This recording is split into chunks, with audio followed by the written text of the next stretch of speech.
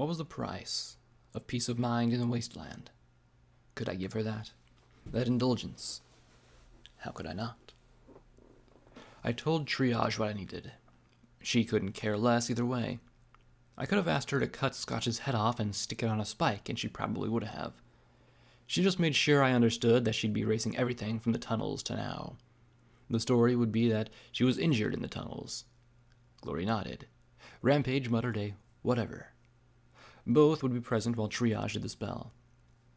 That left P21. Unfortunately, I had no idea where to find him, until I glanced out a window and was amazed to see him sitting with his back against a dead tree, in the muddy quad as the rain drizzled down. I trot out to him, but slowed as I got a good look at him slouching there. I knew that slouch. He had a barely touched bottle of wild Pegasus and an empty syringe of Med-X next to him. I guessed his leg still bothered him. I thought this stuff was supposed to make you feel good, he said as he nudged the bottle with a sour frown. It just makes me feel sick. You get used to it, I replied as I carefully levitated the bottle. You mind? He groaned and gave him a dismissive wave of his hoof. I pulled the cap off, took a pull, and then looked down the neck at the amber contents. It was like looking into a glass well of piss. I felt like I'd stepped across a mirror in that hole underground, and now nothing was right. Glory had one ring, Rampage was pissed, and the goddess was back in spades. And I'd lost my happy friend for this blue lump. Scotch tape?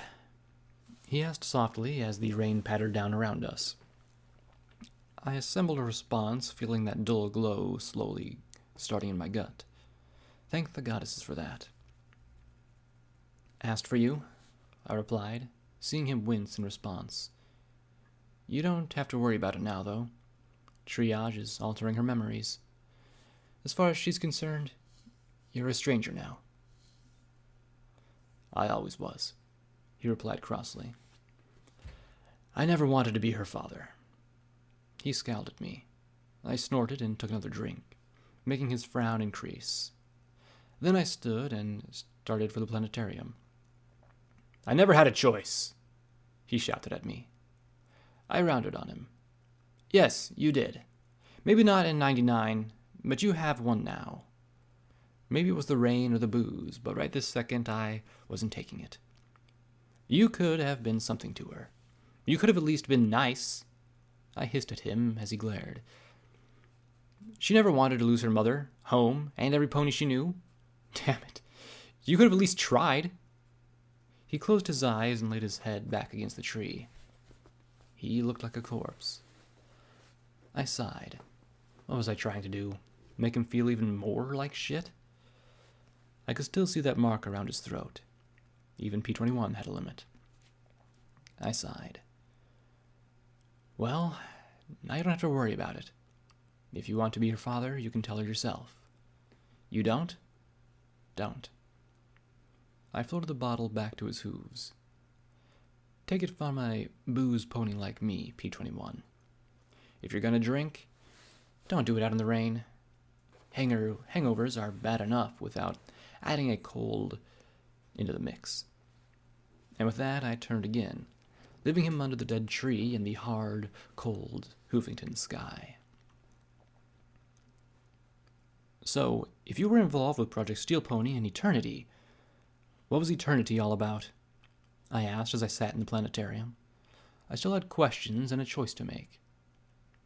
Eternity, the flickering image said sourly.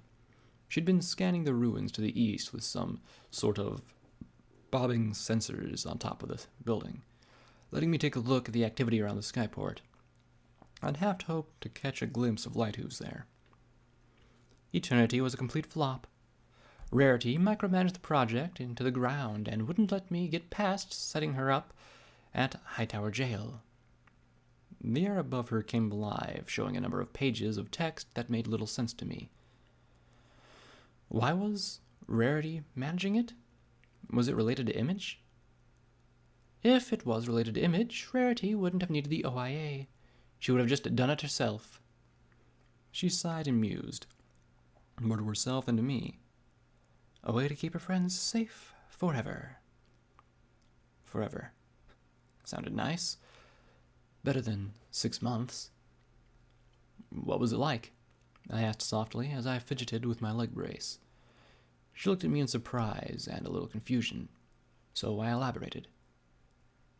To live longer than any pony, I mean? Professor Zodiac smiled sadly. I want to go to a Pony Joe's and get a crocodile-dipped cinnamon ring with extra sprinkles. I know, they don't exist anymore. Haven't for 200 years, but there's a part of me that's always back there. I think about friends, work, a vacation I was slated to take after the conference at Ten Pony. You'd think that it'd all fade away or blur or something, but it doesn't. It just gets stretched out. But how do you deal with the pain? Again, she looked baffled. I found a memory orb from Deus. He was in agony every moment. Ah, yes. The flickering image hung her head a little. It rather depends on the nature of the augmentation. Deus's implants were invasive, and the link to his nervous system was fairly crude. When I was forced to get my upgrades, a year of refinement had taken place. But it doesn't feel normal. I regarded the flickering projection with little sympathy. Why'd you get them in the first place? Oh, that. She sighed. Let's just say that some ponies took Big Macintosh's death quite personally, and any held anyone with stripes accountable. I was accosted by a mob on the way home. It was quite unpleasant, and afterwards I needed a new heart, among other things. Fortunately, hearts were the first synthetic organ we'd made for Steel Pony. After that, it was a gradual process of replacing this for that. New eyes, new legs, stronger lungs, and reinforced hide. I never installed an augmentation I wouldn't put in myself. She said with a touch of pride. Not even Deus? I don't see hydraulics sticking out of you, I replied. Why was I defending him? Deus had been a monster, but did he really deserve all that for one mistake? She looked at me and said levelly, I'm sorry for the pain I caused him, but Deus was a convicted rapist. I honestly did not expect him to survive the battle testing. Boy, that was reassuring. When he did, Golden Blood put him in stasis somewhere. The point was made. If things hadn't exploded, I'd anticipate that all Steel Rangers would have been augmented into Steel Ponies within a year. Why worry about power armor when you can just become power armor? Probably because you can take power armor off and it doesn't hurt all the time, I suggested. She rolled her glowing eyes. You sound like Applejack. I sighed, pressing my lips together. Sanguine had wanted Chimera to make new and interesting monsters. Zodiac seemed nicer, but I trusted her as far as I could throw that projector. Did the OIA intentionally go after borderline nut jobs, or did working with Golden Blood turn them that way? I didn't like thinking about that 200 years in the wasteland had gone and done to her. So, True Blood wants to make monsters. What about you? Going to make an army of Deuses? Monsters? Is he still going on about that? Zodiac said with a sad smile. All that endless possibilities and biological potential garbage? The glowing projection shook her head sadly. I blinked. Are you saying he wouldn't do that? Oh, eventually, probably. But I doubt that's what truly drives him, she said with a sigh. As for making more Deuses? No. I don't want Steel Pony to win a war 2 centuries over that was pointless in the first place. Very simply, I want out of this jar. The projection said as she trotted to the metal cylinder and soundlessly gave a small tap. You probably noticed my meat parts, but in reality, I am in bad shape. A repair talisman, which is responsible for rebuilding damaged components, needs to be reactivated. With that fixed, I could repair my internal healing talisman. With that fixed, I could get out of this bathtub. Otherwise, this jar isn't just my prison, it's my casket, too. 5 years, 10, 15. So, you're in the same boat I'm in, I muttered. She looked at me with a slightly sympathetic smile. I suppose. But I've had at least a decade to come to terms with it. To the well-prepared mind, death is nothing to fear. Of course, after years in this jar... The glowing projection sighed. To be honest, I owe you an apology. You see, I was the one who told Sanguine that EC-1101's routing ended at your stable.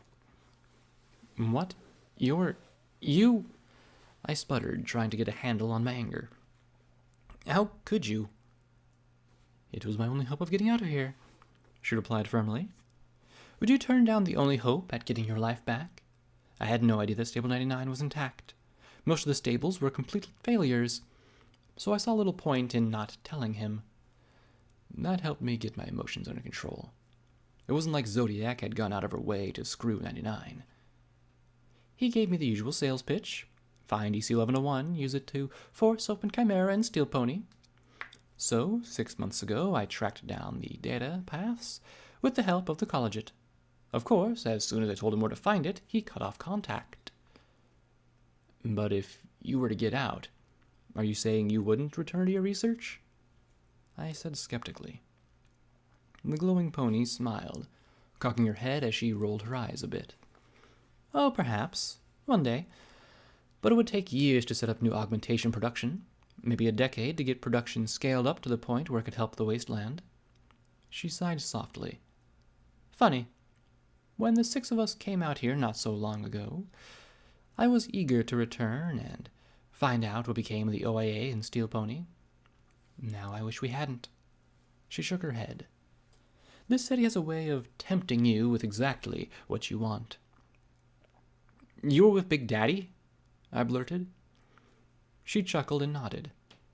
And awesome, Crunchy Carrots, Finders Keepers, and Little Dawn. 6 friends trying to save Hoovington. She sighed and shook her head. Such a horrible time. So much killing and for nothing. And eventually we turned on each other. She looked at me, and her eyes seemed to turn soft. You care for your friends, don't you? I nodded. Then leave this place. Spend what remains of your life somewhere else. Hoovington destroys everything around it. It consumes friendships as readily as life. Go to Ten Pony, New Appaloosa, Friendship City, Stalingrad, Trottingham, even Philadelphia. But get out of here as fast as you can and don't look back. But what made you split up? I asked softly. The projection went still for a long moment, frozen in place. Zodiac looked back at me. Her lips curled into a little smile. Sorry, Blackjack. I don't usually talk this much, and I think the projector's getting overheated. Why don't you come back tomorrow? She asked, and the big machine flickered and went dark. Big secret? Painful memory? Both? I paused at the entrance and gave a look back over my shoulder, my eyes lingering on that metal cylinder. I needed to think, which was a bad sign. I spent most of my life not thinking about things. My time in Hoovington had changed all that. Now I couldn't stop thinking, and my poor mutated brain kept tumbling over and over again. If only I was able to dig through all the stuff rolling around inside my head for something useful. Like what I was going to do now. Think. Think, think, think. Well, what would the stable dweller do? She'd cast a fail-proof, fail-safe spell that would instantly make the right choice just pop out of her. And then she'd hop into her magic flying tank and do it. 'Cause she actually knows how to do this heroic crap. I said with a grin. I slumped. Once more, the vast gulf between the stable dweller and myself loomed inside of me.